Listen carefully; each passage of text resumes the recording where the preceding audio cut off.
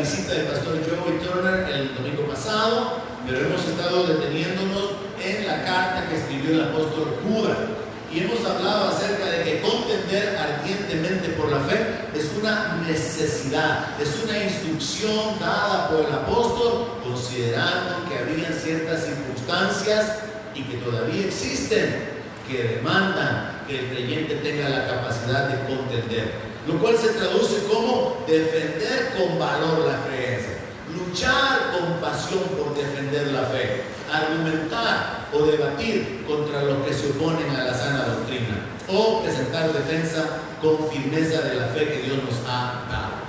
Me interesa el que podamos avanzar haciendo rápidamente un resumen de lo que hemos cubierto ya en 2 sesiones anteriores. Si usted no ha visto esa secuencia, se encuentra en nuestro canal de YouTube y se encuentra en la página de Facebook en los domingos anteriores. Y lo que hemos cubierto es lo siguiente: el apóstol Judas tiene un interés por los cristianos para que ellos puedan contender ardientemente por la fe, porque él sabe que hay un movimiento diabólico que ha levantado a falsos ministros, que ha levantado hombres impíos que están predicando un mensaje que no es el mensaje del Evangelio de Jesucristo, sino que sobre la base de la gracia traída por medio de Jesucristo se está predicando un mensaje de libertinaje, un mensaje mundano, de prácticas de las cosas o de las costumbres del mundo, justificándolas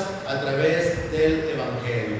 Ahora, el apóstol también hace mención de que hay un juicio que viene, y la seguridad que el apóstol muestra para establecer o advertir que ese juicio viene se encuentra en el verso 4 y en el verso 14 al 16, donde se encuentra la profecía que Enoc hizo. Y ahí se nos anticipa que el Señor va a juzgar la impiedad, las acciones impías, las obras impías, y todo va a quedar bajo el juicio divino. Luego también hemos cubierto en los siguientes textos que el apóstol Judas ocupa 3 ejemplos de juicio como una base para poder asegurar que el juicio que viene es inevitable. Y él ocupa la idea principal de que el pueblo de Israel fue sacado por Dios de Egipto, pero al final perecieron en el desierto por incrédulos. Él utiliza el ejemplo de que los ángeles que pecaron, Dios los ha reservado en prisiones hasta el día de juicio. Y finalmente utiliza el ejemplo de las ciudades de Sodoma y Gomorra, las cuales por causa de su pecado, la inmoralidad, la corrupción y la depravación sexual particularmente, fueron quemadas. Y muy interesante que el texto dice fueron castigadas con el fuego eterno, lo cual significa que quedaron ya destituidas y no solamente quemadas en lo material, en lo físico, sino destinadas ya para el juicio eterno por medio del fuego. Entonces el apóstol Judas muestra su interés, su inquietud, porque él quiere librar a los creyentes de que sean engañados. Y me llama la atención particularmente el hecho de que Judas llama a estos hombres impíos, a estos falsos ministros, a esos predicadores de libertinaje en lugar de la gracia. Judas los llama nubes sin agua, los llama manchas en las reuniones de comunión, los llama estrellas errantes, los llama ondas de mar que espuman vergüenza, y los llama árboles otoñales sin fruto. Y también menciona 2 veces muertos y desarraigados. La forma en que el apóstol Judas se refiere a esas personas realmente es tremenda. Pero tenemos que entender esto: el propósito de la carta de Judas es inquietar a los creyentes para que ellos despierten a la realidad o a la necesidad de poder defender su fe por causa del engaño doctrinal que existe a su alrededor. No vaya a ser que, no pudiendo defender su fe, sean engañados y terminen condenados, igual que los que están predicando tal enseñanza. Así que ahora nos enfocamos en la parte 3. En el verso 21 encontramos el enfoque principal. Después de haber cubierto estos aspectos, el apóstol Judas dice: pero vosotros, amados.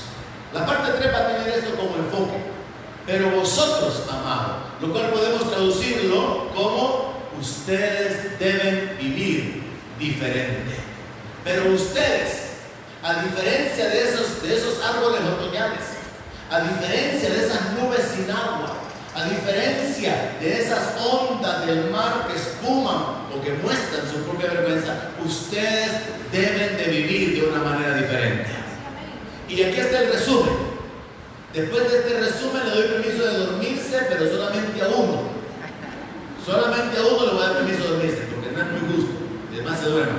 Entonces, Judas dice, pero ustedes, amados, tienen que vivir de una manera diferente. Y cubre estos cuatro aspectos que son en lo que vamos a meditar esta mañana. Número uno, acuérdense de la advertencia que los apóstoles han dado, de que iban a haber engañadores. Hay un peligro, hermano, que todo creyente enfrenta mientras no muera, mientras no sea arrebatado. Y ese peligro es ser engañado doctrinalmente. ¿Hay alguien aquí? Ese es el primer aspecto que Judas cubre. El segundo aspecto es: ustedes, amados, deben de edificarse sobre su santísima fe, orando en el Espíritu Santo. Orar en lenguas. Vamos a hablar de la importancia y la manera de esto, la manera de hacer esto. Número 3, Judas les dice: consérvense en el amor de Dios. O sea que es posible salirse del amor de Dios. Y hay que entender cuáles son las condiciones para permanecer en el amor de Dios. Usted recordará, los que están conmigo desde hace algunos años, que en algún momento yo prediqué que en realidad el amor de Dios no es incondicional.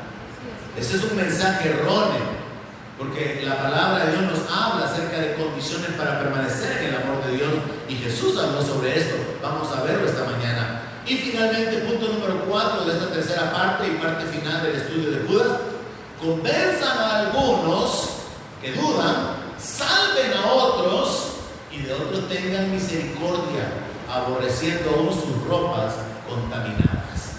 Este es el contenido del mensaje de hoy. 4 aspectos que tienen que ver con el creyente, que tienen que ver con aquel que tiene sus oídos abiertos para poder escuchar y que están determinados a afirmarse y a establecerse firmemente con la palabra de Dios. Así que comenzamos en el verso 1, en el capítulo 1, verso 17. Y leemos la instrucción: pero ustedes, amados, tengan memoria de las palabras que antes fueron dichas por los apóstoles de nuestro Señor Jesucristo, los que les decían: en el postrer tiempo habrá burladores, que andarán según sus malvados deseos. Estos son los que causan divisiones, los sensuales, que no tienen al Espíritu. El apóstol Judas, para ir terminando su carta muy breve y poder sustentar cuál es la reacción que él espera de parte de los creyentes, habiéndolos exhortado y habiéndoles advertido del peligro que hay de ser confundidos doctrinalmente, ocupa este primer argumento: acuérdense lo que los apóstoles han dicho. Y todos los apóstoles, hermanos, advirtieron del peligro de ser engañados. Pablo dijo en la primera carta a Timoteo, capítulo 4, verso 1, que algunos iban a apostatar de la fe, escuchando espíritus engañadores y doctrinas de demonios. Pablo también, despidiéndose de los ancianos en Asia, les dijo: miren, tengan cuidado, porque de medio de ustedes se van a levantar lobos vestidos de oveja, que van a destruir al rebaño. En la palabra de Dios nosotros encontramos no solamente en este texto, en el verso 18, que habrán burladores del Evangelio, sino que en la palabra encontramos advertencias sobre la apostasía.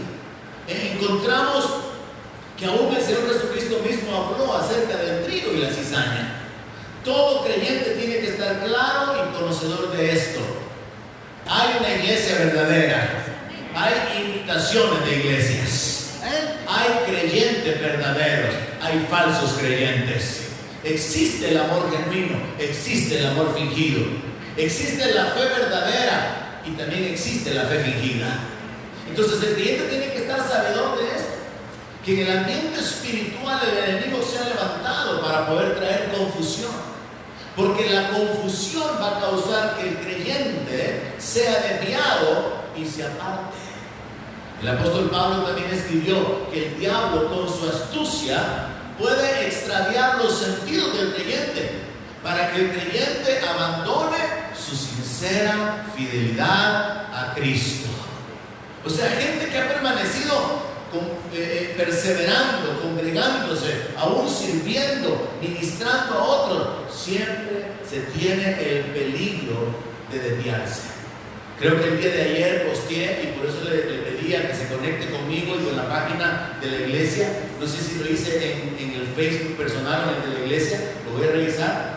3 congregaciones en Sudamérica fueron afectadas por la corriente mesiánica y comenzaron a adoptar esa cultura de las prácticas de los israelitas, con eso de que volvamos a las raíces, con eso de que interpretemos bien la Biblia. Y la noticia es que han terminado negando a Jesús como el Mesías.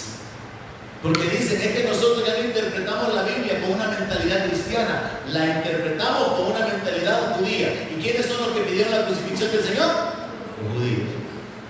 Entonces, todo creyente, toda congregación va a tener continuamente el peligro de ser desviado. Y por eso mi insistencia, hermano, la palabra, ame la palabra, escudriñe la palabra, enamórese de la palabra, viva según la palabra, no viva por emociones, no viva por sentimientos, no viva por la fama de ningún predicador, viva por la palabra. Jesús dijo, mi palabra es espíritu y es vida.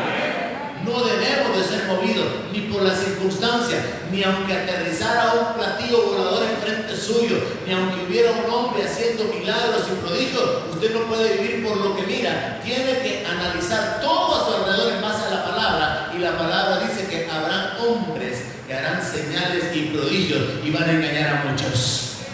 Y todo tiene que ser interpretado o analizado según la palabra de Dios, para no ser desviados.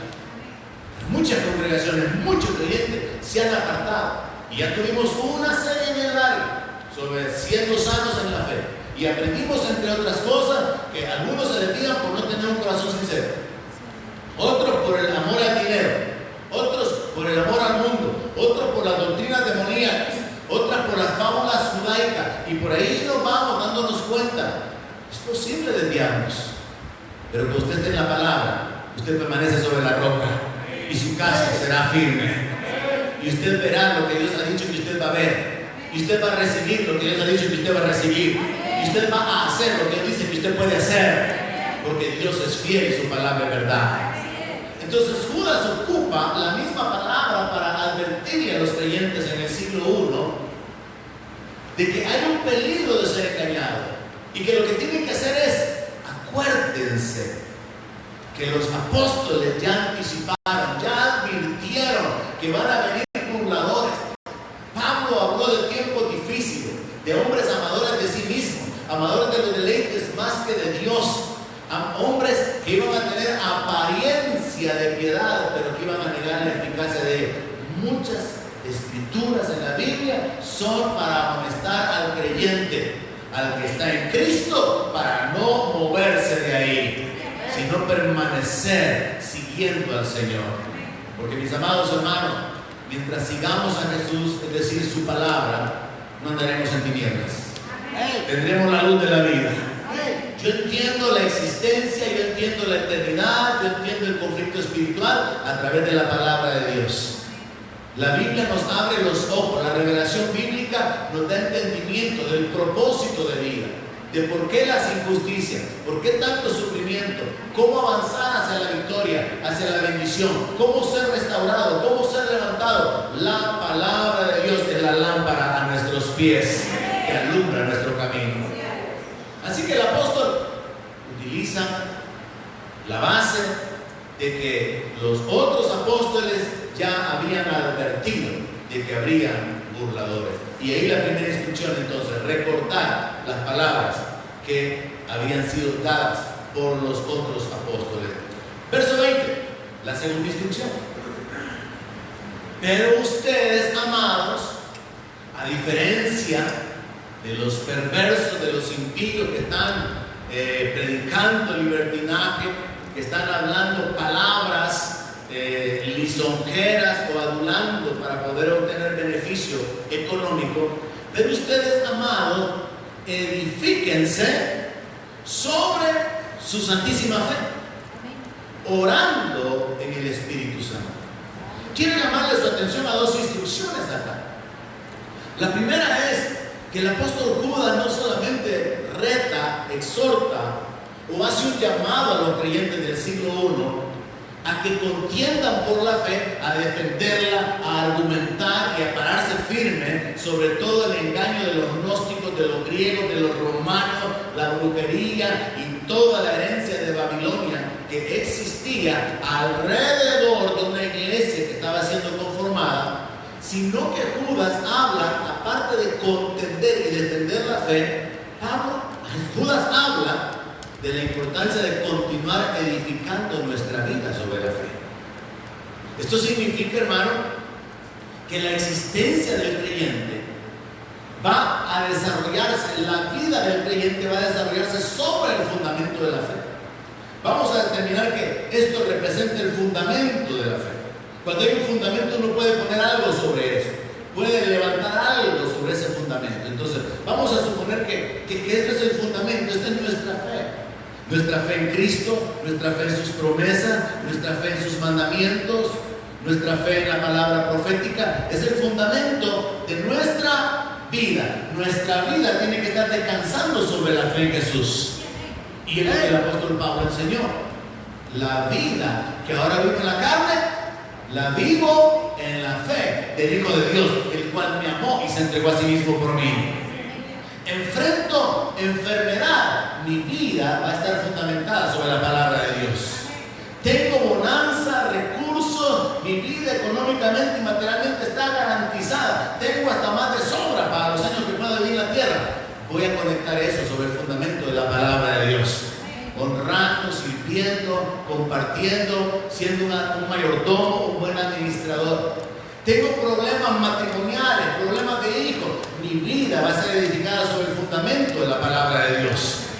En otras palabras, hermano, no solamente es necesario defender la fe, sino que es necesario edificar nuestra vida sobre la fe en Jesucristo, sobre la fe en su sacrificio, sobre la fe en su venida, sobre la fe en su señorío, sobre la fe en su debilidad. Entonces yo tengo que crecer. Tengo que desarrollar mi vida sobre la base de la fe. Quisiera poder darme a entender en cuanto a esto. Y entonces expreso el siguiente pensamiento. Nuestra vida como cristianos debe de estar conectada con Jesucristo, con la fe en Jesús, absolutamente en todo. Hasta el punto de que cuando pecamos, Él es quien nos perdona. Cuando estamos débiles, Él es quien nos fortalece. Cuando tenemos necesidad de Él es nuestro proveedor. Cuando estamos enfermos, Él es nuestro sanador. Entonces, la vida del creyente debe estar fundamentada sobre Jesús. Los negocios, los sueños, los problemas, las dificultades, los retos, los anhelos, todo conectado sobre la fe en el Señor Jesucristo. Entonces, Judas les dice: amados hermanos, ustedes, a diferencia de aquellos, edifíquense sobre su santísima fe. Miren la palabra que se ocupa, el calificativo que se utiliza: santísima fe. O sea que para Dios, hermano, y está escrito en la Biblia, la fe más preciosa que el oro. Dios creó el oro, las piedras preciosas y todas las riquezas en la tierra. Pero la fe es lo más precioso que el ser humano puede de sí mismo tener para poder ofrecerle a Dios los sacrificios, las ofrendas. Y por eso la Biblia dice que por la fe Abel ofreció mejor sacrificio a Dios. Nuestra dádiva, nuestro servicio, todo tiene que conectarse con la vida de fe en Cristo Jesús. Ahora, el segundo elemento en este verso 20, que nos habla acerca de cómo lograr edificarnos sobre nuestra santísima fe, es una clave muy importante. Dice: orar en el Espíritu Santo. La oración en el Espíritu es una oración secreta, según los mismos escritos del apóstol Pablo. Es una oración en la cual el Espíritu Santo nos inquieta para poder orar, para poder verbalizar o para poder expresar sin que nuestra mente entienda por qué estamos orando. Y con ese propósito ocupemos algunos textos que el apóstol Pablo escribió en la primera carta a los Corintios capítulo 14, verso 2. Muy importante que veamos detalles sobre el hablar en lenguas, y lo primero que tenemos que entender bíblicamente es que el hablar en lenguas es equivalente a orar en el Espíritu. Y en el verso 2 de 1 Corintios 14, el apóstol Pablo escribió lo siguiente: porque el que habla en lenguas no habla a los hombres, sino a Dios. Un punto claro. Cuando alguien habla en lenguas, no está hablando con la gente, está hablando con Dios. Y dice, pues nadie le entiende, aunque por el Espíritu habla misterio. La oración en lenguas es una oración inspirada por el Espíritu Santo, en un lenguaje que nosotros no hemos estudiado, no conocemos, no entendemos, aunque la palabra de Dios nos habla acerca de que podemos pedirle a Dios interpretar las lenguas para poder entonces bendecir a la iglesia. Pero establezcamos a manera de detalles muy importantes en nuestro crecimiento espiritual, en nuestro desarrollo, que el hablar en lenguas, que el orar en el Espíritu es hablar misterios, es hablarle a Dios, no a los hombres. Y según el verso 4 se confirma la idea de Judas cuando él dice: el que habla en lengua extraña a sí mismo se edifica, pero el que profetiza edifica a la iglesia. Dice la palabra de Dios que cuando alguien habla en lengua extraña a sí mismo se edifica. Aquí hay un punto poderoso, hermano. Cuando alguien habla en lenguas, cuando alguien habla en otras lenguas por el Espíritu, hay algo poderoso que sucede en su interior. Hay una edificación interior de su fe. Hay una edificación espiritual por el simple hecho, voy a decirlo, de hablar en otras lenguas. Pero ese simple hecho está conectado con la comunión con Dios y la dependencia de Dios para poder hablar en otras lenguas. Y recuerde que esto es el resultado de haber sido bautizados con el Espíritu Santo. Es importante también entender que el apóstol Pablo menciona que las lenguas deben de ser utilizadas particularmente en secreto. Nosotros como iglesia no oramos mucho en lenguas. La Biblia nos enseña de que eso es un lenguaje para usarlo en lo secreto. No es para orar, aquí todos lo hacemos muy eventualmente, yo lo hago muy raras veces, porque el propósito es que dentro de su comunión con Dios, fíjese cómo es esto de tremendo, Dios lo inspira por su Espíritu para orar correctamente. Usted verbaliza lo que el Espíritu Santo le da, que su mente no entiende, y Dios se va a manifestar en respuesta a esa oración. Porque Dios quiere obrar a favor de su pueblo. Es como que Dios, de una manera secreta, dejando de un lado al diablo, a los enemigos y aún a la gente alrededor, Dios trae una inspiración para orar. Pero usted no sabe por qué está orando. Pablo dice de que el que ora en lengua bien da gracias. O sea que a veces podemos estar dando gracias y no lo sabemos. Podemos estar exaltando a Dios en lengua y no lo sabemos porque nuestra mente está desconectada de lo que está sucediendo. Pero tenemos que tomar esta base y este fundamento. Cuando yo oro en lengua, yo me estoy edificando. Hay algo poderoso que sucede dentro de mí mientras yo oro en lenguas. Y en ese sentido, el apóstol Pablo reta a los creyentes diciéndoles en el verso 5: yo quisiera que todos ustedes hablaran en lenguas. Ahora, hablando de los dones espirituales, él dice: ahora sería mejor que todos profetizaran, porque el que profetiza trae un mensaje para edificar a la iglesia. Pero el que ora en lenguas, él solo se edifica. Y entonces el apóstol Pablo hace la diferencia del propósito de los dones, pero a nosotros nos interesa quedarnos con la instrucción de Judas: mas vosotros, amados, edificando sobre vuestra santísima fe, orando en el Espíritu. ¿Cuál es la instrucción específica, directa y sencilla para usted que ha sido bautizado con el Espíritu Santo? Ore en lenguas cada vez que pueda. Ore en lenguas, en privado, mientras estamos acá en la congregación. Ore en lenguas mientras va manejando. Ore en lenguas en su casa. Ore en lenguas cada vez que pueda, porque algo poderoso va a suceder en su interior. Dios lo ha dicho a través del apóstol y yo lo creo. Y lo he vivido, lo he experimentado. Incluso ministrando, orando en diferentes ocasiones por la membresía de la iglesia, orando en lenguas, yo he tenido experiencias en las cuales el poder de Dios, la presencia de Dios, ha sido tremenda para tocar la vida de las personas. Hay algo poderoso que sucede cuando oramos en lenguas. No tenemos que menospreciar. La palabra de Dios incluso dice que no hay que impedir el hablar en lenguas. Y por el contrario, el apóstol Pablo está tratando de motivar a los creyentes para que hablen en lenguas. Y él se pone como ejemplo diciendo que él habla en lenguas más que todos los corintios. O sea que Pablo sí ocupaba tiempo para orar en lenguas. Y recuerda entonces que ese es un lenguaje dado por Dios, por su Espíritu Santo, para poder orar en secreto, para poder orar misterio, para poder hablarle a Dios y no a los hombres. Y un detalle muy importante final con respecto a las lenguas para continuar con Judas. Si es el Espíritu Santo el que nos inspira para que podamos hablar en otras lenguas, el Espíritu Santo es el que puede revelarnos o interpretar o darnos el entendimiento de qué es aquello que hablamos. Y Pablo dice que tenemos que pedirle a Dios la interpretación para poder transmitir mensajes a la iglesia que puedan ser de bendición. Pero quiero agregar también esto: si es el Espíritu Santo el que con el bautismo, con su presencia, con su llenura, nos capacita para hablar en lengua, yo quiero que usted sepa esto: no son 2, 3 palabras, que usted no pasa de las mismas. Usted tiene que aprender a ser más sensible y saber que hay todo un lenguaje, todo un vocabulario. El apóstol Pablo habla acerca de que son lenguas. Hay gente que recibió el bautismo, habló 2, 3, 4, 5 palabras y eso es todo lo que habla. Le hace falta todavía, número 1, entender que es un lenguaje. Tiene que ampliar, ir más allá. Segundo, tiene que ser sensible a lo que el Espíritu Santo le está inspirando para vocalizar, porque el que habla es uno.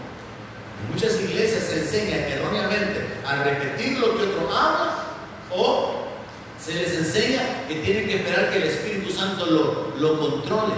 No, el Espíritu Santo nos inspira y nosotros hablamos. Amén. Así que usted tiene que continuar ejerciendo de una manera voluntaria el orar en el Espíritu, el hablar en lenguas, siendo sensible y no conformándose a las 3, 5 palabras que usted normalmente utiliza. Porque hay un lenguaje más grande, mucho mayor, más extendido. Y cuando usted lo haga, la experiencia va a ser la edificación en su interior. Regresamos a la carta de Judas. En el verso 21, el apóstol menciona esta frase que está conectada con más ustedes amados, que sería la tercera instrucción: consérvense en el amor de Dios, esperando la misericordia de nuestro Señor Jesucristo para vida eterna. Permanecer en el amor de Dios se escribía ahí con un símbolo de interrogación. ¿Cómo? ¿Qué es lo que tiene que hacer el creyente para poder permanecer en el amor de Dios? ¿Acaso ya no estamos en el amor de Dios, que es un amor eterno, que es tan ancho, que es tan alto, que es tan profundo? Respuesta: Juan capítulo 15, verso 9 nos habla de la condición para permanecer en el amor de Dios. El amor de Dios no es incondicional en ese sentido que se predica de que tal como estés, sin arrepentimiento, sin cambio, Dios te ama. No. Dios es amor, pero también es fuego consumidor. Y Dios es justo. Y aunque Él es amor, Él va a pagar, Él va a retribuir a cada uno según su obra. Y parte del juicio de Dios va a efectuarse, como bien dicho, el juicio de Dios va a efectuarse independientemente de que Él es amor. Porque los juicios tienen que ser realizados. Entonces comprendamos esto. Juan capítulo 15, verso 9. Como el Padre me ha amado, así también yo los he amado. Jesús le está hablando a los apóstoles. Pero Jesús le dice algo a los apóstoles, que echa una responsabilidad sobre ellos. Permanezcan en mi amor. O sea que Jesús no les está diciendo: jamás yo voy a dejar de amarlos. Yo los he amado así como mi Padre me ha amado a mí. Y yo también los voy a amar a ustedes y por siempre te amaré. Por siempre los amaré. Sino que Jesús hace un llamado a la reflexión a los apóstoles. Y le dice, permanezcan en mi amor. Y luego les explica cómo permanecer en el verso 10. Si guardan mis mandamientos, permanecerán en mi amor. Más claro no puede estar, iglesia. Si guardan mis mandamientos, van a permanecer en mi amor. Y si no lo guardan, no. Porque la obediencia es una prueba de fe. La obediencia al Señor es una prueba de gratitud. Y la obediencia también es una prueba de amor a Dios. Y la forma de permanecer en el amor de Dios es mostrándole nuestra gratitud a través de nuestra obediencia a sus mandamientos. Y el Señor Jesús, de una manera bien clara, se pone a sí mismo como ejemplo. Así como yo he guardado los mandamientos de mi Padre y permanezco en su amor. Iglesia, queremos permanecer en el amor de Dios. Aquí está la clave, guardando los mandamientos. Y si pecamos, abogado tenemos a Jesucristo el justo. Porque no hay nadie que no peque. Pero el asunto es que Dios conoce mi corazón, sabe el anhelo, sabe la lucha, sabe el deseo. Y por eso yo le digo, no peque contra Dios menospreciando el congregarse, hermano. No peque contra Dios menospreciando la adoración y la alabanza. No peque contra Dios, hermano, mostrándose de una manera insensible, indiferente ante la gracia, ante la paciencia de Dios, ante la misericordia de Dios, que le da aliento, vida y ha hecho posible o ha hecho provisión de todas las cosas para usted. A veces nosotros cometemos errores como este. Yo quisiera irlos anulando. Gente que se levanta en el momento que los hermanos están ministrando la ofrenda. Gente que se levanta en el momento que se está orando, porque es como que ahorita que no me ven los hermanos. No menosprecia a Dios. Durante el tiempo de la palabra estamos en la palabra, en la oración estamos orando, en la adoración y la alabanza estamos en comunión con Dios. No menosprecie la presencia de Dios y lo que estamos haciendo. Alguien ponía como ejemplo esto, excelente, en el mes de septiembre. ¿Usted cree que algunos de los cadetes, que por cierto estaban ahí en la plaza ahorita realizando un acto, ¿usted cree que ellos pueden sacar el celular y comenzar a leerlo mientras están con sus armas? ¿Usted cree que pueden romper fila y apartarse? ¿Usted cree que tienen derecho de salir corriendo para el baño? Y no lo digo por lo que tengan alguna dificultad, estoy hablando en términos generales. Porque muchas veces nosotros menospreciamos a Dios con el teléfono aquí adentro en otra cosa que no es la Biblia. Menospreciamos a Dios con nuestra actitud indiferente. Menospreciamos a Dios llegando tarde. Menospreciamos a Dios no asistiendo, no congregándonos. Menospreciamos la misericordia y la gracia de Dios, que es el que nos da aliento cada día. Y muchas veces, muchos creyentes no tienen tiempo para poder venir y reunirse y bendecir el nombre del Señor. Menospreciamos a Dios, somos ingratos. Y si en ese nivel nos movemos, ¿qué se puede esperar con respecto a los mandamientos? No habrá una inclinación hacia guardar la palabra. No habrá un interés por querer honrar, por querer agradar a Dios. Qué bueno fuera, mis hermanos, que todos pudiéramos llegar a ese nivel, donde nuestra oración diaria fuera: Padre, yo quiero agradarte. Pon guarda mi boca. Ayúdame, dirígeme, guíame para saber lo que tengo que hacer, lo que no tengo que hacer. Fortaléceme, Señor, para poder resistir la tentación. Líbrame de la tentación. Qué bueno que todos pudiéramos llegar a ese nivel al que llegó David diciendo: sean gratos los dichos de mi boca y la meditación de mi corazón. Porque eso revela el corazón de alguien que quiere agradar a Dios. Qué bueno, hermano, que nosotros medio nos reconocemos a nosotros mismos en una actitud de ira, de maldad o de pensamiento y nos arrepintiéramos inmediatamente. Qué bueno fuera que estuviéramos sensibles para querer agradar a Dios. Y de eso está hablando el Señor. Él le dice a usted: escúchelo como si el Señor se lo dijera a usted, como se lo dijo directamente a sus 12 discípulos: permanezcan en mi amor. Si ustedes guardan mi mandamiento, van a permanecer en mi amor. Está bien claro, no requiere más explicación. La forma de permanecer en el amor al Señor, en el amor del Señor, es a través de la obediencia a su palabra. Entonces Judas está diciendo: hermanos, consérvense en el amor de Dios, permanezcan en el amor de Dios. Una forma similar de ejemplificarlo sería: habiten bajo el abrigo del Altísimo, permanezcan ahí, debajo de la sombra del Omnipotente. Es una decisión. No es un asunto religioso, como algunas personas creen y practican, de tener una Biblia abierta en su sala con el Salmo 91. Toda María, la página ya tiene años de estar ahí la Biblia en el Salmo 91 abierta, pensando de que por tener la Biblia en el Salmo 91, ahí están habitando bajo la sombra del Altísimo. No, es vivir en el temor de Dios, es anhelo por su presencia, es anhelo por la palabra, es adoración, es acción de gracia, es caminar en el temor de Dios. Y tampoco es, hermanos, como yo lo practicaba antes de nacer de nuevo, andar la magnífica en la cartera. ¿Cuántos anduvieron magnífica? ¿Cuántos hay aquí que están conmigo? 1, 2, 3, 4, 5, 6, 50, no, solo como 10. Los demás eran paganos, pecadores. Los que levantaban la mano eran religiosos, temerosos de Dios. Sí, con la magnífica. El Salmo 91 en chiquitito, como un crucifijo, dobladito en la cartera, porque esa era en la creencia, lo que igual que para otros es la pata de conejo, en la creencia estoy guardado por Dios porque ando el Salmo 91 en la cartera. No es un acto, es una decisión, es una conducta, es un estilo de vida que al final, como lo revela Judas aquí, tiene que ver con la fe.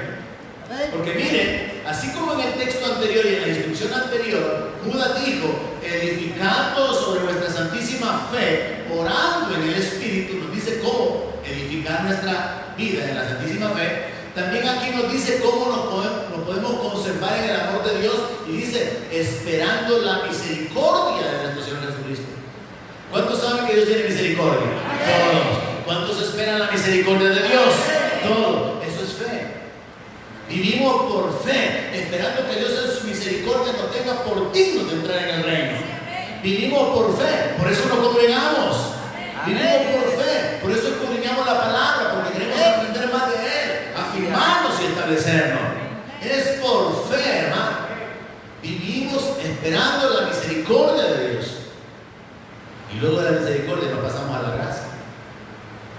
Qué bendición, mis hermanos, saber que de su gracia tomamos todos, y gracia sobre gracia. La gracia está disponible para nosotros. La misericordia nos permite no ser castigados. La misericordia es la base para no recibir lo que merecíamos, pero la gracia nos permite accesar lo bueno, las bendiciones, la presencia, la gloria de Dios. Y qué bueno que la misericordia y la gracia de Dios se han manifestado en nuestras vidas. Así que el apóstol Judas da una tercera instrucción: consérvense en el amor de Dios. Es necesario que nosotros recibamos esto y vivamos por esto. ¿Cuál es la número 1?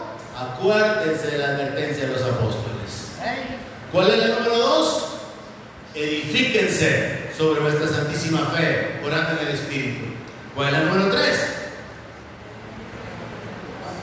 Permanezcan en el amor de Dios.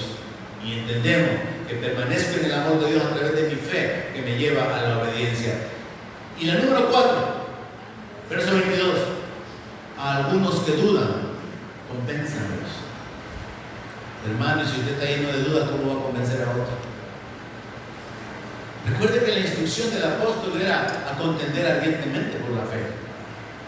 Y contender ardientemente demanda que usted tenga la capacidad de decirle a los mormones por qué están equivocados, de hacerle hablar a los testigos que Jesús es Dios, el Dios Todopoderoso, el que tiene las llaves del infierno y de la muerte, el alfa y la omega, el que estuvo muerto pero que está vivo y que volverá. Contender ardientemente con la fe significa que usted puede defender la fe, que usted puede derribar argumentos y poner la palabra de Dios frente a cualquier religioso, frente a cualquier filósofo, frente a cualquier sabio de este mundo. Pero ¿cómo usted va a contender si usted no está lleno de la palabra? Ahora el apóstol Judas, terminando su carta con instrucción, le dice: a algunos que dudan, convenzan. Y si usted mismo tiene dudas, ¿cómo va a convencer a otro? Si usted mismo no sabe ni qué creer, que si Dios quiere sanar, que si Dios no quiere sanar, que si Dios le oye, que si Dios no le oye, que si es hijo o no es hijo, que si está en la iglesia correcta o no. Si usted mismo tiene dudas, ¿cómo va a convencer a otros? Esto demanda un conocimiento de la palabra, demanda un carácter, demanda una naturaleza. Verso 23, a otros sálvenlos. ¿Usted puede salvar a la gente? Sí, en el sentido amplio. El Salvador es Jesucristo, pero el que lleva el mensaje de salvación se convierte en un colaborador, en un instrumento. Y Judas dice, a otros sálvenlos, arrebatándolos del fuego. O sea, está hablando de gente, hermano, que ya está como destinada a la condenación eterna. Tiene probablemente pocos días de vida. Tiene una condición donde el enemigo ha venido con todo para destruirlo. Y usted interviene para poder salvarlos en los últimos momentos de su vida. En los últimos días de su vida.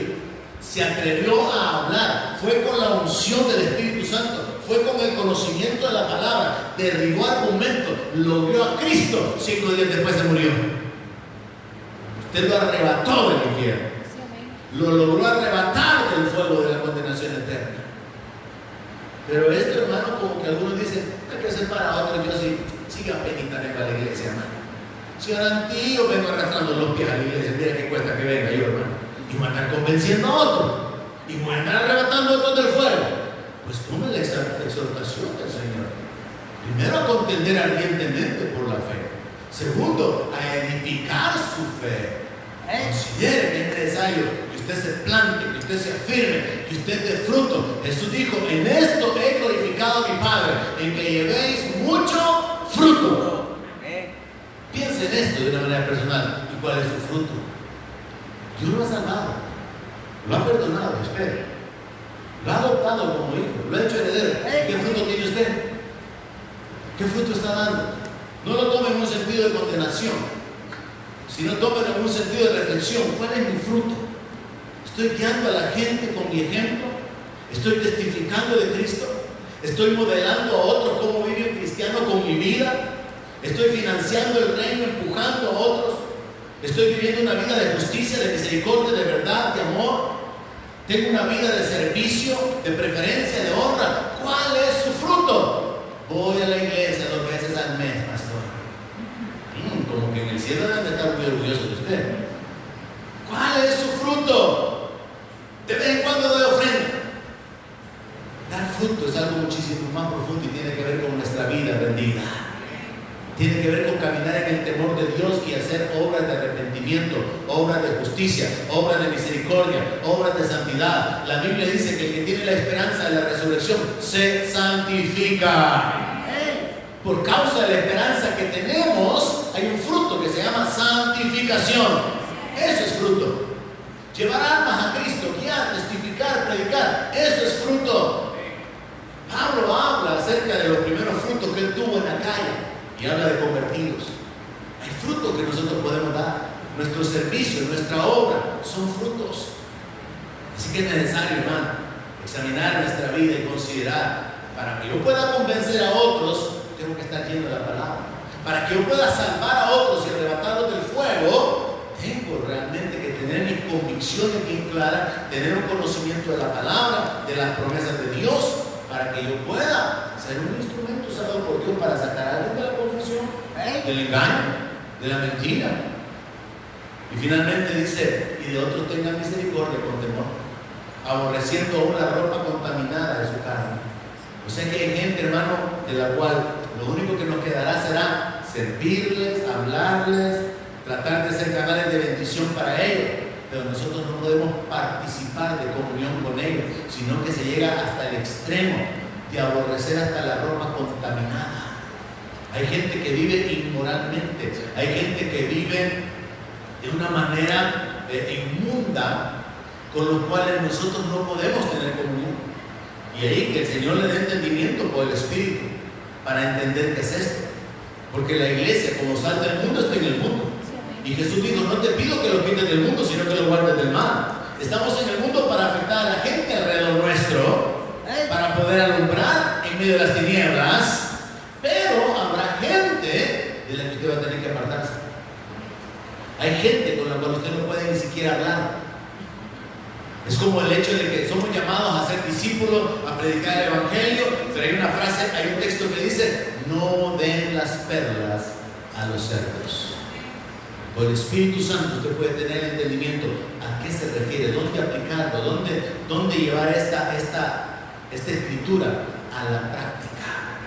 Así que las instrucciones finales del apóstol Judas son: saquen de las dudas y convenzan a aquellos que están confundidos. Salven a aquellos que están a punto de morir, usen la autoridad que tienen, usen el conocimiento que tienen, y de otros tengan misericordia, y santifíquense apartándose de toda contaminación que puedan recibir de parte de él. Y Judas concluye, verso 24: y aquel que es poderoso para guardarlos sin caída. Mira esto, ¿oyó eso? Dios es poderoso para guardarnos sin caída y presentarnos sin mancha delante de su gloria con gran alegría. Al único y sabio Dios, nuestro Salvador, sea gloria y majestad, imperio y potencia, ahora y por todos los siglos. Amén. Judas termina con un saludo y con una bendición, enfocándose en el poder de Dios y revelándonos algo: la divinidad de Jesucristo, porque Él es poderoso para guardarnos. Según el libro de Hebreos, Él fue tentado en todo y Él es poderoso para librarnos de toda tentación. Él es poderoso para presentarnos sin mancha, santificado. Vea que no dice delante de alguien más, sino delante de su gloria.